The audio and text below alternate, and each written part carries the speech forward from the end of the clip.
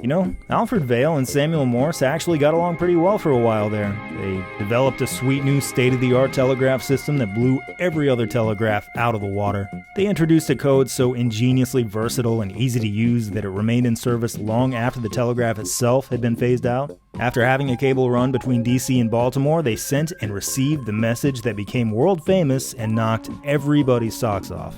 And you could argue, as I do, that this marked the beginning of the internet in a very real sense. It was code passed through a network that was extended and upgraded so gradually in such a piecemeal fashion that these very same telegraph lines eventually communicated directly with telephone lines, which later passed data back and forth with coaxial cable lines, which to this day still connect to fiber optic lines. The chain has never broken.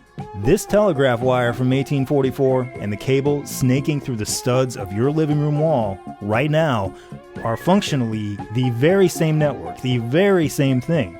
The internet began there and then. And Morse and Vail acted the part too. They used it to ask each other what they had for dinner. Vail used it to play a game of long-distance checkers, making him probably the first online gamer in history. The 1-2 punch of this telegraph hardware and this code made for one of the very greatest technological leaps in the history of humankind. You'd figure that both men ought to have monuments built in their honor, but that's only true of one of them.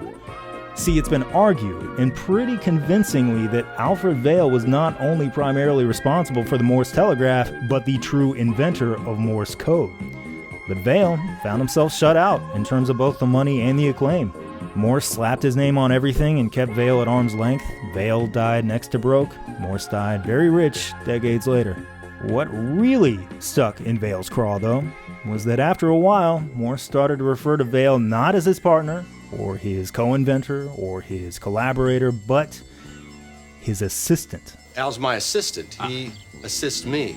Al is my assistant. He assists me. I want you to listen to me. Al is my assistant. He assists me. A century and a half later, piping through the coaxial cable line shared by this very same internet, the sitcom Home Improvement introduced us to the characters of Al Borland and Tim the Toolman Taylor. Throughout the construction of the 19th century internet, there was always an Al, and there was always a Tim. What Al would design and build with craftsmanship of the highest order, Tim would destroy through brute force, vanity, ignorance, and an inability to sit still. And what Tim would destroy, Al would selflessly put back together again. The story of the construction of the internet in the 1800s is a story of Al's and Tim's.